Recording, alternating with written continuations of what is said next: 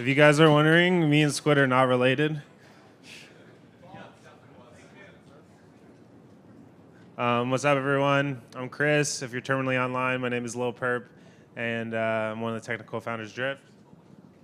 So yeah, Pierce did a great intro already, but yeah, I'm Z. I'm one of the co-founders for Drift.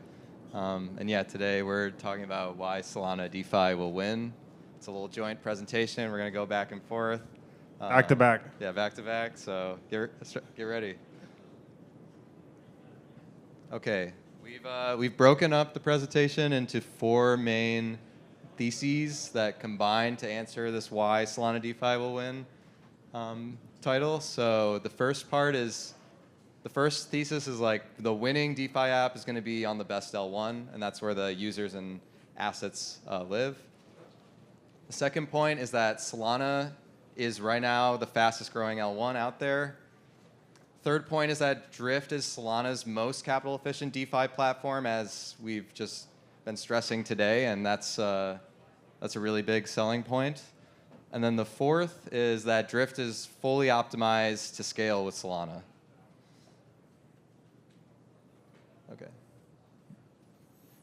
Yeah, so we often get asked why build on Solana? Why is DeFi going to be on the L1? Our main thesis is that the best blockchain is one that's at the efficient frontier between decentralization and performance. And that ultimately the users and app builders and asset issuers are going to meet on this platform. The reason why this is important is from the decentralization perspective, you as an app builder and as an asset issuer, you want to be on the chain that is censorship resistant. It's not going to get rugged by a single entity. Otherwise, you would have just gone with the normal routes or the normal rails. The whole reason why crypto got started was this idea of having permissionless global financial rails. So it's important that that constraint continues to be respected. At the same time, the blockchain needs to be performant enough that you can build interesting things and users can have a smooth experience. So you simultaneously need to be decentralized and also performant. Solana right now obviously was kind of the first one to break that paradigm of not being performant. And because of that, it's currently in the lead as being the most performant decentralized blockchain. And luckily, the set of contributors and just the general culture is very focused on making it so that this continues to be the case. Obviously, the meme of increased bandwidth, reduced latency is just like a very easy way to encapsulate that is very important that Solana keeps pushing performance while it remains decentralized. And with this type of like cultural backdrop, we believe that it'll continue to be at this efficient frontier into the future.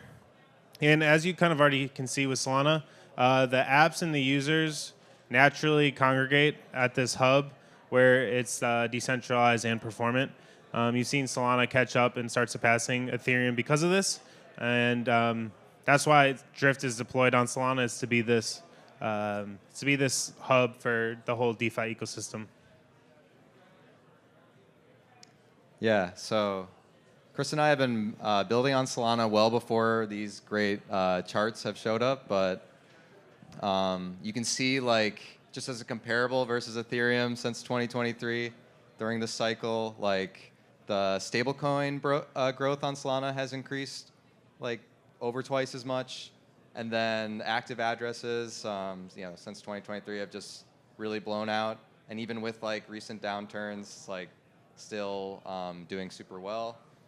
And then what's really interesting is like since 2023, the TVL growth versus stablecoin growth is just showing like there's a lot of new assets being issued on Solana, and we continue to believe this will happen. And this is just like the on-chain data stuff, but just in like the chats and stuff that we're in and talking to people both new to crypto and from Ethereum, like they're all interested in Solana.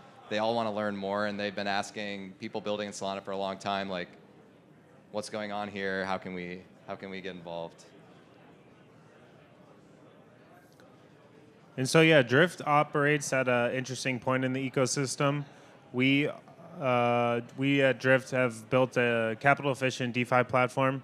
Its really unique offer is that it has this cross collateral risk engine that enables all these different features. So there's perp markets, spot markets, borrow, lend, prediction markets.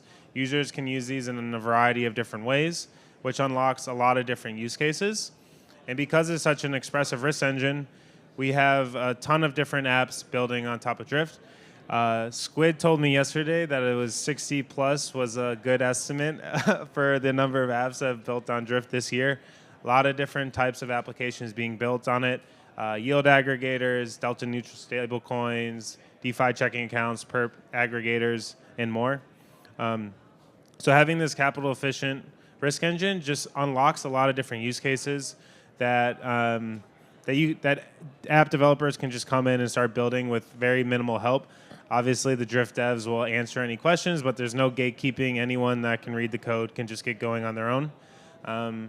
And the most recent announcement of apps being built on Drift is obviously Drift Institutional, as Cindy talked about earlier today. That's utilizing our new isolated borrow lend products and allowing RWAs to come on chain and basically offer these credit facilities. And then finally, more recently, as the end of last year, this year, launched strategy vaults, which enable managers, sophisticated managers, to come in and run strategies for passive depositors and earn them yield. So there's just a ton of different ways. Various types of participants can basically leverage Drift's cross-collateral risk engine to build out a lot of cool different types of apps and strategies. Yeah, so this is my favorite. This is my favorite part of the presentation. So we talked about how Drift is capital efficient, and here we're basically talking about how it's like really execution and liquidity efficient, right? Like, how does the trading on Drift work, and why does it scale with Solana? So we basically have two liquidity mechanisms. There's like a active mechanism, which is the JIT, or just-in-time liquidity, that I'm going to talk about. But then there's also a passive component that we're also thinking about really optimizing for Solana.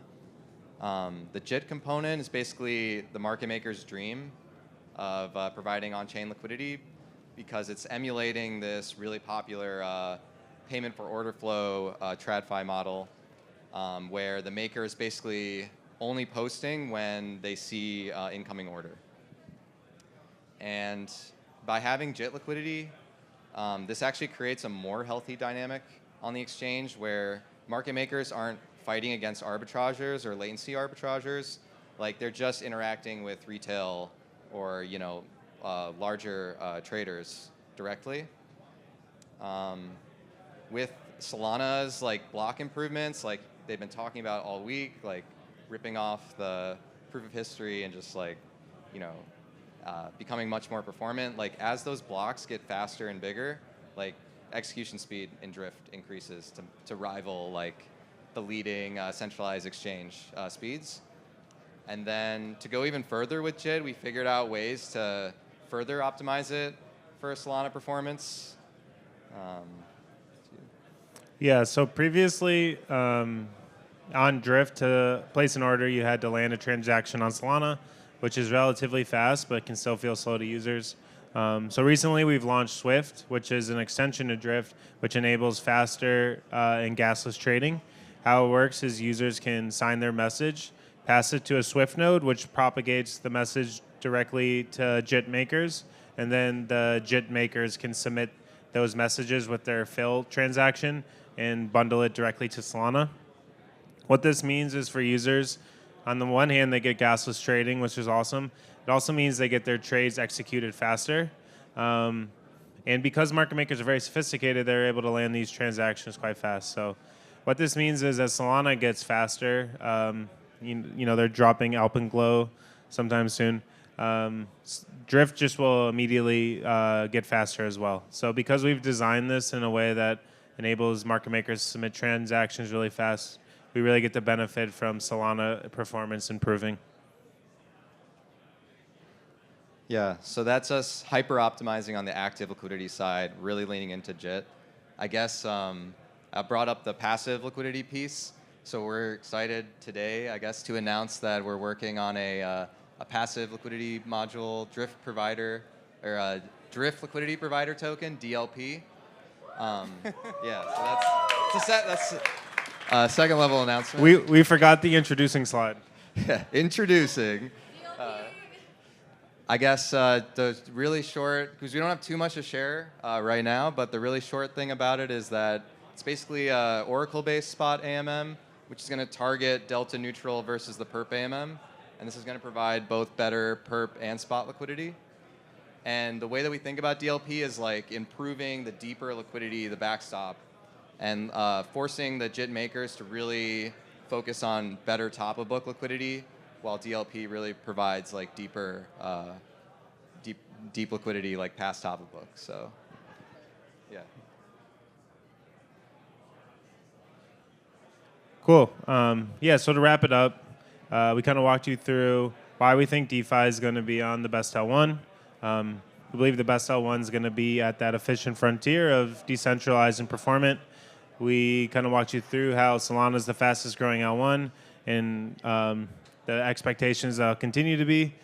And we've kind of just walked you through how Drift operates at this hub of Solana DeFi. It's a capital efficient DeFi platform that a bunch of apps are building on right now. And finally, we walked you through how the liquidity model is built to scale with Solana. Solana gets faster and better, which will enable us to continue to serve more users, more app developers as Solana keeps improving. So thank you.